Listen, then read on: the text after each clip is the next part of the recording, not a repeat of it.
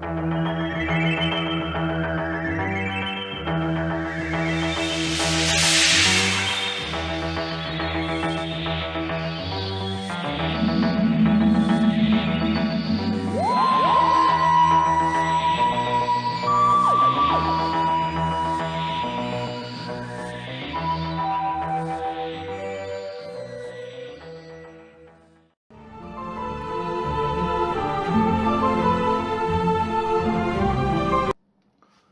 Whovians and welcome to my latest Doctor Who review, where today I review the final story of Doctor Who Season 4, which is called The Evil of the Daleks. And it is going to be the final story for the Daleks until quite a long while, so better make the most of it. So, The Evil of the Daleks, this is a long story. It is a 7-part finale, not only to this season, but to the Daleks, starring the second Doctor, Patrick Troughton, and his companion Jamie, played by Frazer Hines, as well as the latest companion. As we know, Ben and Polly left us in the previous story, the Faceless Ones. We are introduced to Victoria. Victoria, who is the daughter of this Victorian man, known as Waterfield. I believe that's his name, Waterfield. Yes.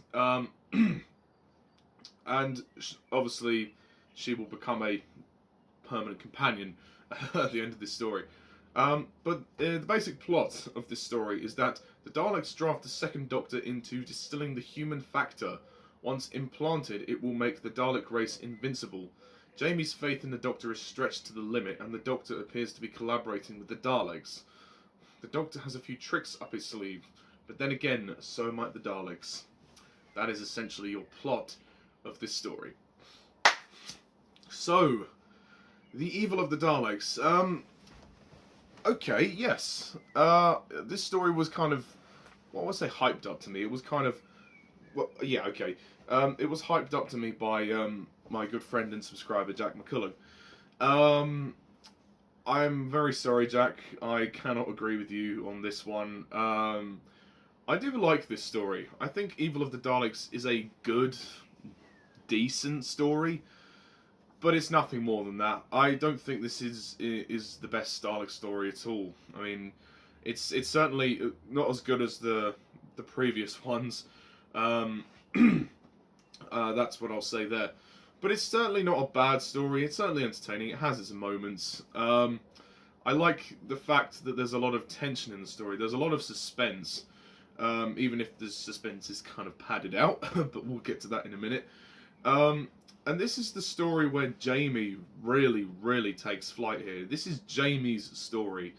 Frazer Hines as Jamie gives his best performance I've seen him give so far. Obviously, well, most of it I can only hear because this is a Lost Doctor Who story, you fucking bastards that threw this story out. You curse you, you bastards. 1 episode survives. 1 out of 7 survives. Riddle me that. Yeah, episode 2 is the only one that survives, which is sad. But, performance-wise, Frazer Hines does a good job. And he starts to doubt the Doctor. He's losing faith and trust in him. But obviously the Doctor is only seemingly working with the Daleks. The Doctor would never easily turn to work with the Daleks. He would, of course, you know, he'd have a few tricks up his sleeve. And I think it's interesting to see how far his companions really feel the Doctor goes. I mean, Stephen had a similar situation in The Massacre at the very end when he thought the Doctor just was merciless in leaving everyone to die. But the Doctor had to keep history the same.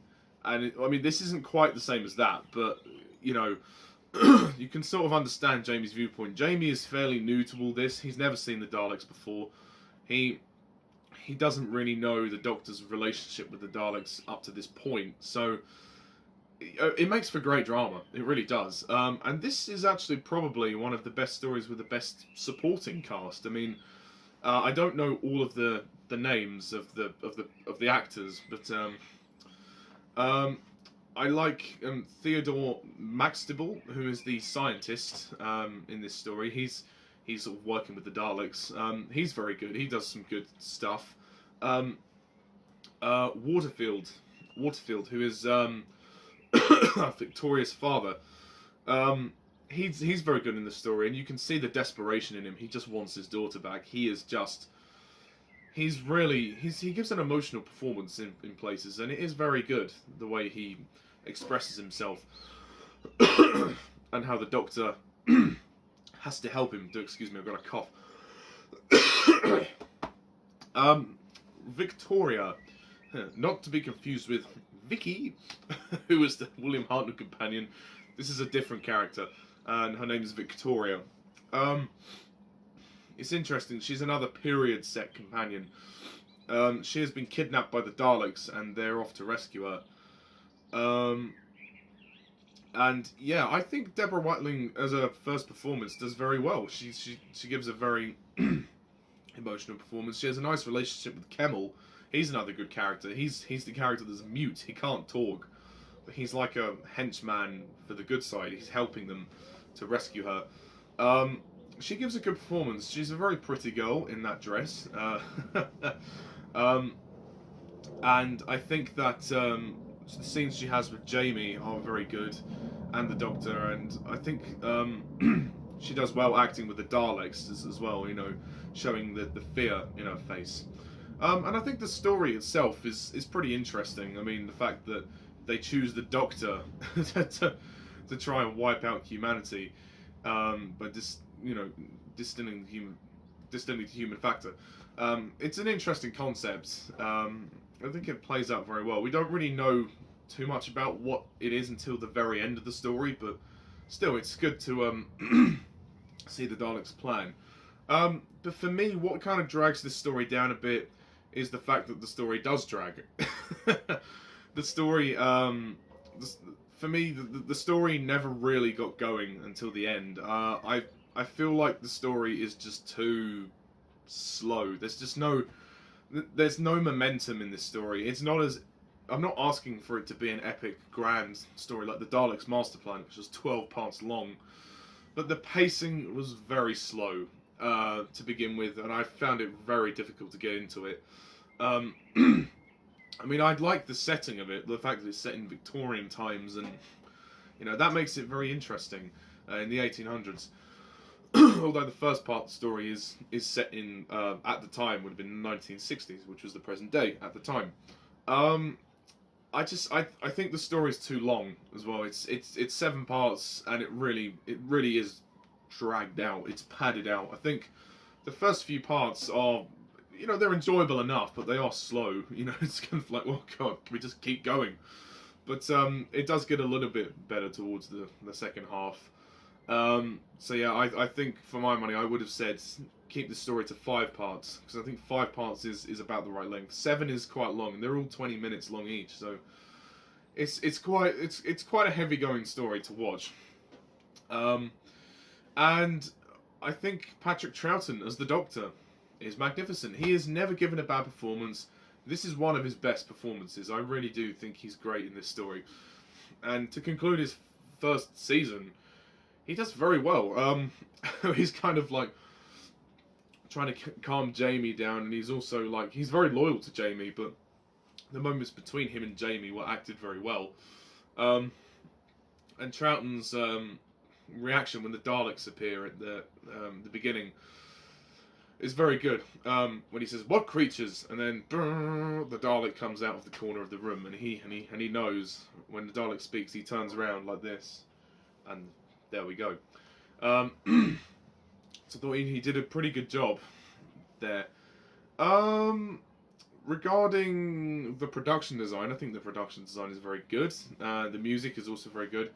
It looks great, and the loose cannon reconstruction are very good. They've added some CGI stuff to make things move a little bit more, and it's very, very much easier to follow as well. And it looks great. I think it does look very, very, very good. I do feel that the ending is very abrupt. I feel like they cut the last scene out of the 7th part. I don't know why I feel that, but I think it's because the way that the story ends, when they blow up the Daleks and they blow up the base, then they say, "Oh, you know, this is not the end. The Daleks will live on," and then the Doctor says, "No, this is the final end," or something like that, and then it's just and then whoop, What? You're not going to show the end? You're not going to show them getting out? Like, do they escape? I'm assuming they do. But what happens now? I mean, it's like, there's no resolution. Literally, that's it. Climax, bang, pff, end credits. Like, there is no resolution to this story. After 7 parts of building up, you just... No, I'm sorry. I thought the ending could have been done a bit better, to be honest. It's not a horrible ending. I don't hate the ending. I just think that the ending needed a bit of work. Just needed to be extended a bit more. Like, there should have been some goodbyes and the Doctor whisking Victoria and Jamie back into the TARDIS, but... okay. Maybe not. But, I mean, the Daleks themselves in this story, towards the first half of the story, they don't really have much to do. And I was getting quite concerned about that, because I thought, well, I mean, as much as I enjoy seeing the drama with the human characters, you do need to show the Daleks, because the Daleks are a huge part of this story. And for the first half of the story, it didn't feel like it.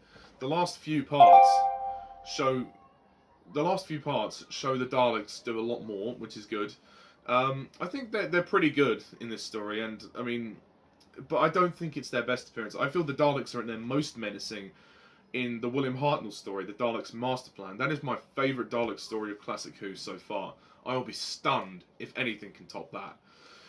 But yeah, I mean, overall, it's a pretty good story. I can't say that I loved it, but I liked it enough. It was a decent story. So I am going to rate The Evil of the Daleks a 7 out of 10.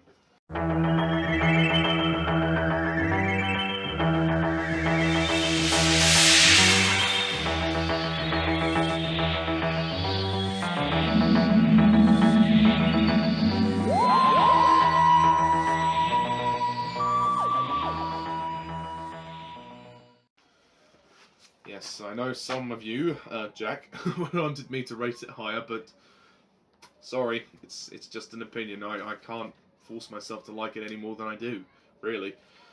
Okay, with that being said, we are now at the end of another season of Doctor Who. So, you know what it means. It's time for the mini ranking. Yay! Now, we're going to have to backtrack a bit, because there are 9 stories in this season, but only 7 of them feature Patrick Troughton, as the first 2 stories of this season were actually starring William Hartnell. They were his last 2 stories, so those will be included in the ranking. So, if you want to hear my full thoughts on each individual story, please check the reviews out. I just simply do not have time to go over them now, and there is no point, because this is a review as well as a short ranking. I don't want to make this video too long. So, number 9, at the very bottom of Season 4, for me, The Smugglers.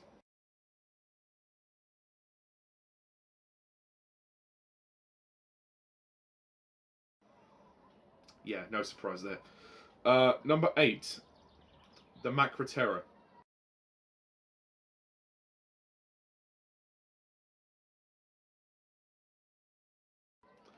I do like it, I'm sorry, I do like it.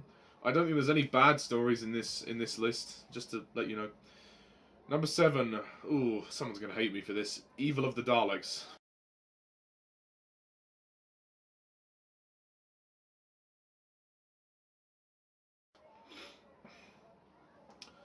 Number 6, The Highlanders.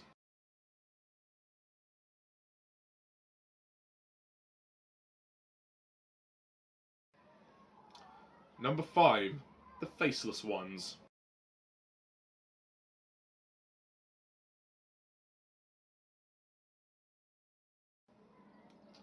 Number 4, The Power of the Daleks.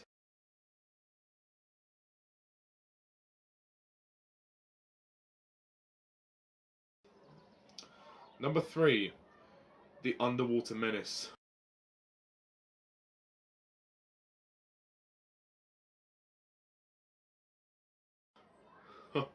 Oh, I'm going to get ripped for that one.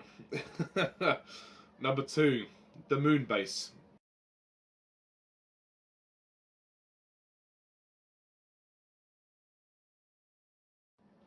And number 1, The 10th Planet.